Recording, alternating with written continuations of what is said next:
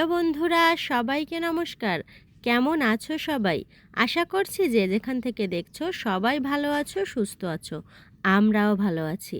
তো আজ আমার বিয়ের পূর্বদিন। দেখতেই পারছো চারপাশে সাজ সাজ রব, অনেক কিছু আঁকিবুকি এবং এইদিকে চলছে মালা গাঁথা। এখানে আমার বিয়ে উপলক্ষে বলে রাখি তোমাদের, সমস্ত হাতের কাজ আমরা নিজেরাই করেছিলাম। নিজেরা বলতে আমি, আমার স্টুডেন্টরা, পাড়ার কাকি, মামি, বৌদি সবাই মিলে। এই যে দেখছো মালা গাচ্ছে, মেয়েটার নাম মৌ, আমার প্রাক্তন স্টুডেন্ট। আমার চাকরির বয়স প্রায় 7 বছর। স্মৃতি হচ্ছে আমার প্রথম ব্যাচ, তার পরবর্তী ব্যাচই মৌদের। তো আমার বেশিরভাগ এই হাতের কাজগুলো আমার স্টুডেন্টরাই করেছে। এই প্রাথমিক বিদ্যালয়ে শিক্ষকতায় এসে সবচেয়ে বেশি অর্জন আমার স্টুডেন্টের ভালোবাসা। এর চেয়ে ভালো কিছু আমি অর্জন করতে পারিনি আমার জীবনে। চাকরি জীবনের সবচেয়ে বেটার মোমেন্ট এবং বেটার প্রাপ্তি এটাই বলবো আমি, কারণ এটা আমি আমার বিয়েতেই বুঝেছি। সবাই এত আন্তরিকতা দিয়ে এত সুন্দরভাবে কাজকর্ম করেছে, মানে আমার বিয়ের যত গোছগাছ আছে এগুলো হয়তো টাকা পয়সা খরচ করে পাওয়া যেত, তবে এত মায়া এত ভালোবাসা দিয়ে কেউ কাজ করে দিত না। আর এরাও জানতো না যে এদেরও এতটা সুপ্ত প্রতিভা আছে। এরা সবাই বিয়ের আগে থেকে, প্রায় 1 সপ্তাহ আগে থেকে রাত দিন এক করে কাজ করেছে। আর এত সুন্দর সুন্দর প্রতিটা আইটেম আমার বিয়েতে ব্যবহৃত হয়েছে।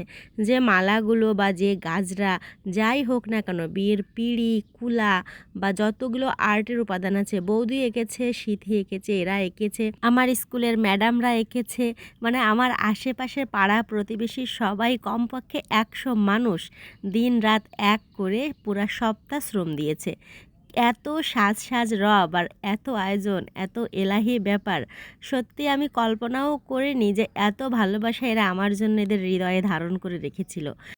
ডিসেম্বরের কনকনে শীতের রাতে এত কষ্ট করে এত শ্রম কেই বা দেবে বলো? ভালোবাসা না থাকলে এদের প্রতি আমি কোনোভাবেই কৃতজ্ঞতা জ্ঞাপন করতে পারবো না। 1000 বার ধন্যবাদ দিলেও এদের এই ঋণ, এই ভালোবাসার প্রতিদান আমার পক্ষে দেওয়া সম্ভব হবে না। দেখো, বারবার মৌ চেক করছে গাজরাটা ঠিক আছে কিনা। এটা আমার মাথার গাজরা বানানো চলছিল, আর তারপর বিয়ের বরমালা, কনের মালা সহ আরও কয়েকটি মালা, হলুদের মালা, সমস্ত কিছু এই মৌ, সিথি, অন্নি, তিশা এরা সবাই মিলে করেছে। আর আঁকিবুকির কাজগুলোও করেছে বৌদিরা। মানে অত নাম আমি বলতে পারছি না, হয়তো সবার ফেস কম বেশি সামনে এসেছে। তো এদের প্রতি সীমাহীন ভালোবাসা থাকলো।